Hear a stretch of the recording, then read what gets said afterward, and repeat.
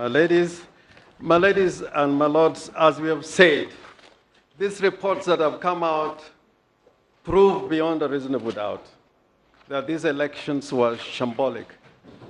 Indeed, if there is anybody that would have the audacity to defend this election from the reports that we've received, I think it would be a great disaster to the Constitution of Kenya and to the people who are sovereign. My lords, because of the limited time, I'll begin with a report coming out of the scrutiny of report as filed by the registrar. That was the group that was working at Milimani Law Courts. My lords, if you look from page 8 of the report, first of all, on page 7, the numbers of the forms that were made available are found in paragraph 13, the number of form 34C, 34B, and others which were downloaded, and form 34A. Paragraph 15, which I don't want to repeat, is again an inventory of all manner of transgressions that were committed in terms of the copies of the documents that were examined under the guidance of the registrar. But the story itself begins on page 9, in relation to form 34C, paragraph 23. The petitioners noted that there were no security features of watermark and serialization were noted, and the form looked like a photocopy. This is the form that the chairman himself signs after the collation of the form 34Bs. So even the form that was before the chairman that has been produced does not bear those security features, leave alone the ones he was not handling directly. But now when we come to form 34Bs, my lord, is a very, very sad story. If you go to a bank, if you have a bad check, even if it is your account, you will not access your money. But my lords, now we are faced in a situation where we are being told from this report that more than 56 forms did not have watermark as a security feature. 5 forms were not signed by the returning officers. And forms that were stamped by the returning officer that have not been stamped, that were only stamped by the returning officer are 2.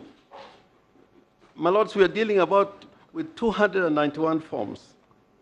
Forms without serial numbers, 31. We are dealing with 290 forms plus the diaspora, 291. These figures are critical. Forms not signed by the agents, 32. My lords, forms that did not have the handover section were not filled, 189.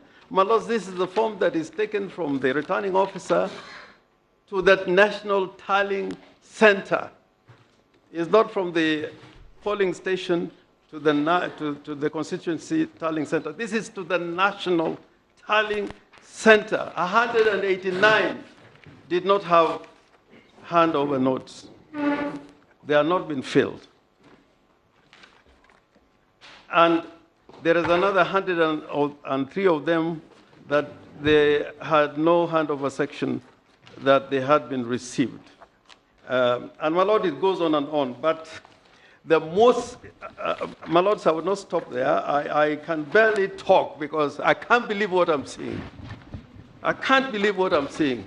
My lords, when it comes to the scrutiny done on your lordship's orders, and I will begin with the very serious ones. My lords, the first question is the question of compliance. As a whole, there has been no compliance with your lordship's orders. There's been part compliance. And in the crucial areas where there should have been compliance, there's no compliance. And my lords, what is contained in the database of the IEBC is the mirror of what took place during the elections. And not just on polling day, before and after the polling, all this should have been captured in the database of the IEBC. My Lords, you'd see in paragraph 3.2, which deals with order B, about the firewalls.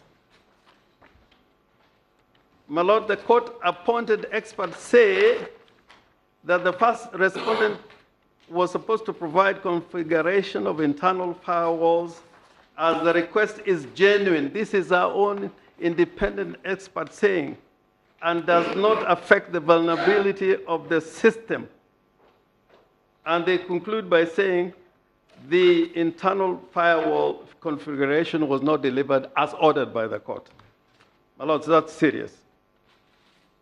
My Lords, in regards to certified copies of certificates of penetration tests conducted by the IEBC on the election technology system prior to the election, my Lord, again, this one was not submitted at all. And this is important to know whether this system had integrity.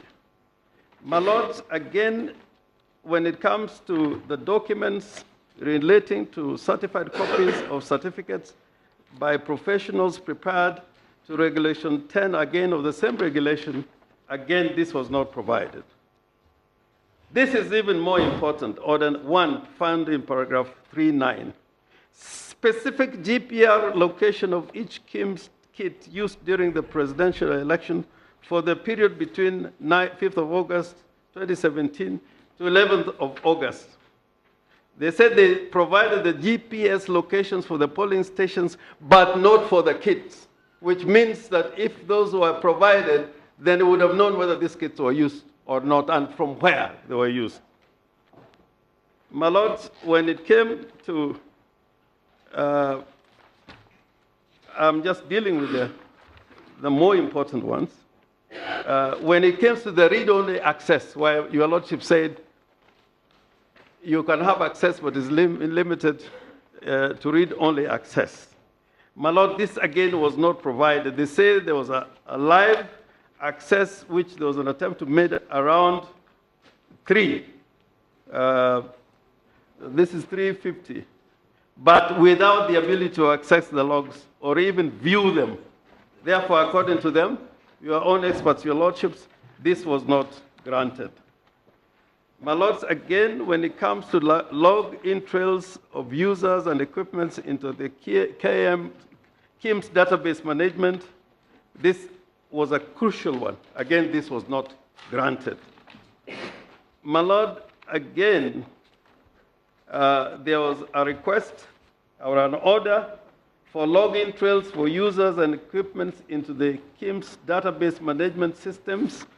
Again, my Lord, that request was also not granted. It was an order, actually, it was not a request. And finally, my Lord, there was required to be given information on a soft copy of this request, and again, this was not provided. The general conclusion then is that the first respondent only agreed to provide read-only live access to the servers at about 11 a.m. today, but partial read-only access was provided about 3:15, but with no capability of copying. But from what you'll see from our reports, from what we have gleaned from what was granted, my Lord, it will be established that even the account of the chairman was being used for deletion of information that was in the database. That is what our experts have gleaned from this examination, from what they were given. They have also gleaned from what was available that there was unauthorized access by, in some cases, individuals who have been identified from what has been provided. My Lord, since I have only 20 seconds, from this, my Lords, there is no other alternative. You need another few minutes? Yes, my Lords, if I can be given. Yes. Yes. Another 5 minutes? Yes, my lord. My lords, what I would want to say in conclusion in these 5 minutes is that from the forms themselves, 34A, 34B, even the reports in relation to Form 34A, there was a random sampling of those forms. And again, even in respect of 34As, the ones that were made available, they had a lot of problems. And the counties and the constituencies have been mentioned in the report, on the report that was carried out at Milimani. In respect of the Form 34Bs, in totality, if you look at the numbers of votes that it affects, in more than 90 constituencies, where what's required under the law was either not done, or in terms of security features, you'd find that security features in those forms were found not be in those forms.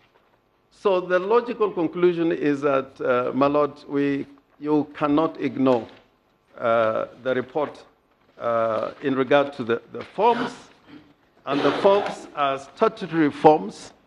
They are there to serve a purpose, and my lord, when you look at the report, and in fact, if at random you could be calling for some of those forms, you'd find that indeed we are justified in terms of the complaints that we're making. And my lord, from our own report, which you have filed in court, we have made also a report in reaction to this exercise. And there is no difference between what we have found out from what the registrar found out with the group of experts that he had. Just on the question of Form 34As and 34Bs. The conclusion of our report is that these forms that were irregularly either on account of not being signed or not bearing security features, and for many other reasons which are stated in the report, affected nearly 5 million votes. And we have included that in our report. So it is not just a question of numbers. Now, my lords, the registrar must be commended. If you look at the copies of the report of the registrar, which was signed, and she made it available to us, she was going through file by file, constituency by constituency, and making remarks. There's the report that has been filed, but there's an additional working sheet that she had.